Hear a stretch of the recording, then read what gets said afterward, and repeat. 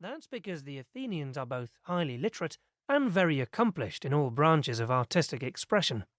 This helps us to envisage how they lived in some detail. We know much less about how, say, the Spartans lived. They have left few archaeological traces and no writings that describe what life was like in Sparta.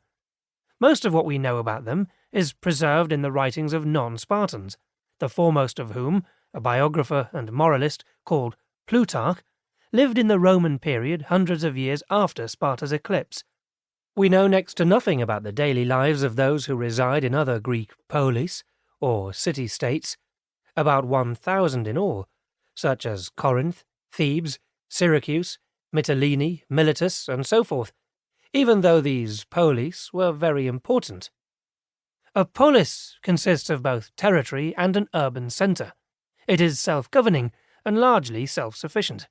There are also a number of peoples on the Greek mainland who occupy territories that do not possess an urban centre. How they conduct their affairs and their daily lives is a complete mystery. They have left behind no visible traces of their existence. Athens' surrounding landmass, known as Attica, is shaped like an elongated carrot and comprises some 1,000 square miles. It's about the size of Derbyshire or Rhode Island, the smallest American state if you happen to be American. Its urban centre is more like a medium-sized provincial town than a metropolis in our understanding of the word. Farm animals are a common sight in built-up areas, as they are throughout the ancient world.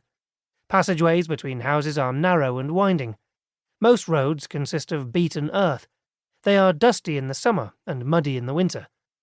The total population of Attica is about 150,000, half of whom live in Athens and the other half in the countryside. Approximately half of the population, too, are slaves, and will remain so all their lives. This, therefore, is a very different kind of slavery from the one practiced by the Romans, who regularly grant freedom to slaves after they have performed several years of faithful and devoted service. Classical Athens is remarkable by any standards, having produced more men of genius per capita than any other place in history. Its contribution to Western civilization in literature, art, history, architecture, philosophy, and many branches of science, including astronomy and medicine, is unparalleled.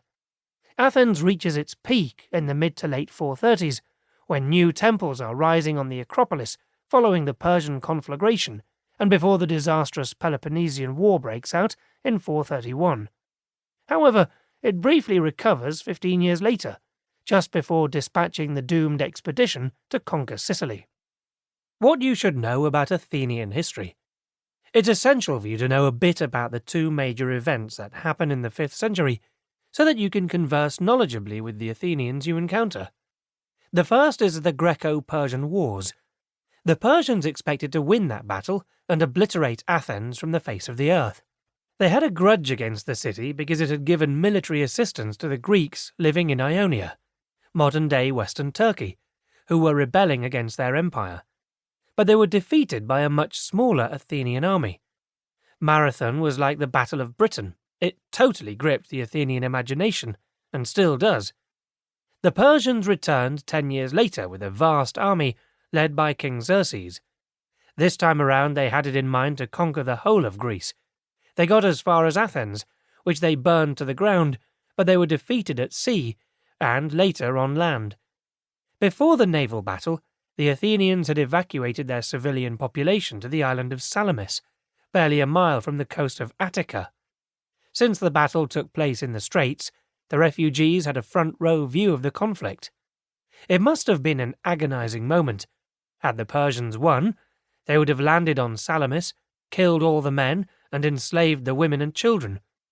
I should point out that this treatment of the defeated was not uncommon in the ancient world, and though it was certainly barbaric, it was by no means exclusively barbarian. As you would expect, the Athenians hate the Persians for destroying their city, but don't assume that they hate them for being Persians. Though Greeks generally look down on non-Greeks and assume that their culture is superior, there's no convincing evidence that they're infected by our colour-based racism. You may meet Athenians who are good friends with Persians. After the Persians had withdrawn from the Greek mainland, the Athenians became head of the Delian League, a maritime confederation.